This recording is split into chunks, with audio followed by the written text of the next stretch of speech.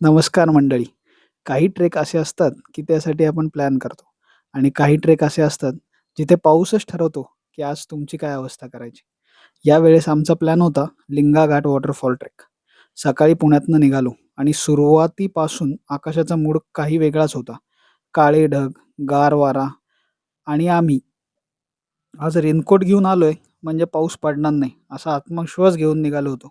पण निसर्ग म्हणाला, "थांब रे बाबा, तुमचा कॉन्फिडन्स 2 मिनिटात उतरवतो." ट्रेक सुरू झाला आणि पावसाने असा काही ताबा घेतला, की रेनकोट फक्त एक सजावटीचा कपडा वाटायला लागला. 2 मिनिटात बूट भिजले, बॅग भिजली, आम्ही भिजलो. पण मोबाईलचं विचार करत होता, माझं काय चुकलं बाबा? मातीचा सुगंध आणि सतत कानात घुमणारा पाण्याचा आवाज.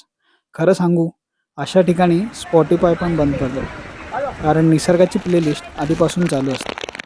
रस्त्यात काही ठिकाणी इतकी पानं वाहत होतं, की आम्ही चालतोय की नदीत पोहतोय हेच कळत नव्हतं. पण अशा ट्रेकमध्ये एक गोष्ट नक्की समजते, खरे मित्र कोण असतात. कारण फोटो काढताना सगळे सोबत असतात, पण घसरल्यानंतर हात पकडायला जो पहिला धावून येतो, तोच खरी फ्रेंडशिपची प्रीमियम व्हर्जन असते. मध्येच एक भन्नाट सीन झाला. समोर धुकं, दोन्ही बाजूला डोंगर, वरून कोसळणारा पाऊस आणि आमच्यामधला ग्रुपमधला एक जण म्हणजे मीच हात पसरून उभा राहिलो आणि बाकी सगळे म्हणायला लागले, "अरे हा तर डायरेक्ट बाहुबली मोडमध्ये गेला." मग काय, सगळ्यांनी मिळून "वी वरा बाहुबली" म्हणत माझी खिल्ली उडवली. कॅमेराने ते सगळं रेकॉर्ड केलं. पण त्या क्षणी जे डोळ्यांनी पाहिलं आणि मनाने अनुभवलं, ते कोणत्याही कॅमेराने पूर्णपणे पकडू शकत नाही. परतीच्या वाटेवर पाय म्हणत होते, "आम्ही आता नोटीस पिरियडवर आलो."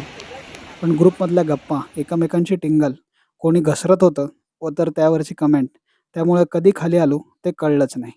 ट्रेक चढणं म्हणजे डोंगर चढणं नसतं. तो असतो मित्रांसोबत घालवलेला वेळ, पावसात मनसोक्त भिजणं आणि निसर्गाला जवळून अनुभवणं आणि आयुष्यभर आठवणीत राहतील असे क्षण जमा करणं.